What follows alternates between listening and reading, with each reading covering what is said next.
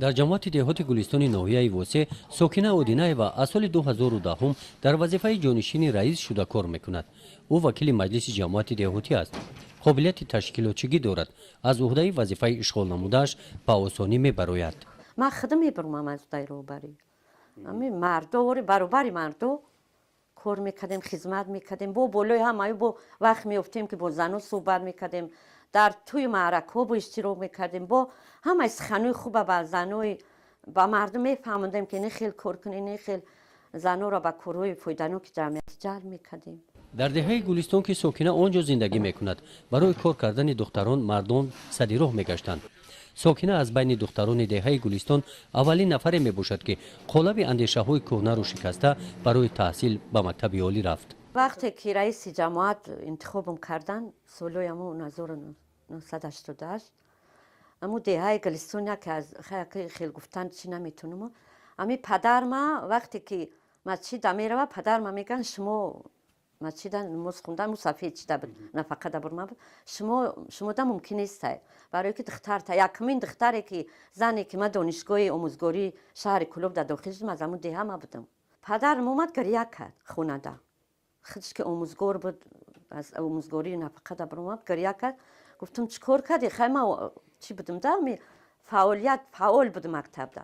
بعد تمام کردم خیلی حواس داشتم.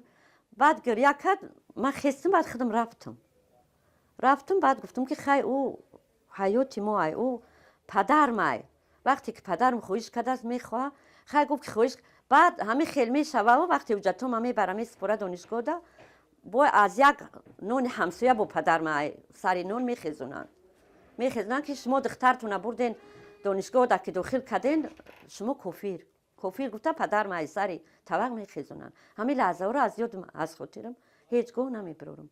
بعد ختم مکتب عالی ساکنه در مکتب دهه معلمه شده کار کرد. قابلیت تشکیلاتچی او را دیده سال 1988 او را با وظیفه رئیسی همین جماعت دهات تعیین نمودند. ساکنه در فعالیت راهبری خود نشان داد که زنان از عهده کار راهبری برآمده میتوانند. حاضرم برابر مردم در صحرا زیاده از 325 تا خوجگی دهقانی داریم که قریب 25-30 نفر را راهبرش زنو تشکیل میکنن. زنو راهبر خوجگیان.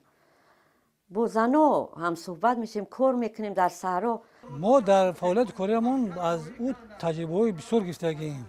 با ما مسئولیت ها میتونه دویر با این اون حالت حجت گذاری دویر با این اون سوها من همه مسئولیت ها و درخواسته که برای ما لازم است از او ما درخواست گرفته کار خودمون پیش میبریم. اکو خیلی زنایی که بگوی خواهش دارن که عهده کاری حکومت برو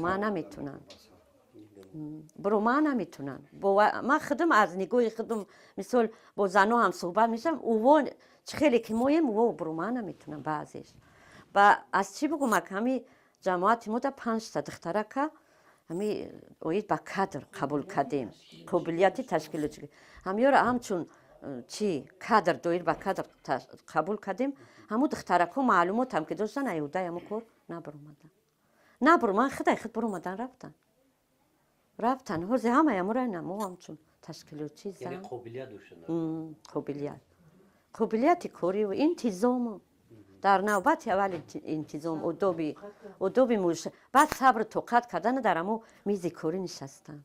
در اساس قرار حکومت جمهوری اسلامی رول زن در فعالیت تشکیلات و مؤسسه‌ها بلند برداشته شده است و من از عهده همه سپارشی که با اون وابسته کرده شده است میبراید.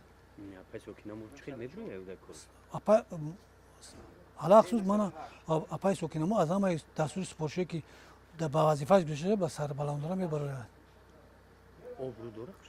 حرمت احترامی بلند داره در محله در بین زنها در محله در بین خب همکارانش ابروی بلند دارد.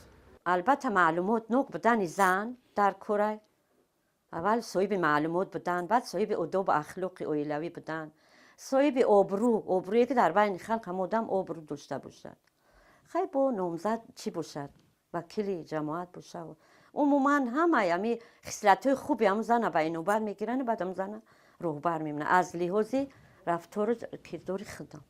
مثل ساکنه بر این زنان و دختران که خواهشی در حکومت کار کردن را دارند امروز نظر به سالهای پیشین شمارهشان افزوده است. дар давраи соҳиб истиқлолии тоҷикистон мақоми зан дар корҳои идоракунии давлат баланд бардошта шуд. барои ҷалби занони қобилиятдор ба корҳои ҳукуматӣ аз тарафи давлат имкониятҳои нав фароҳам оварда шудааст.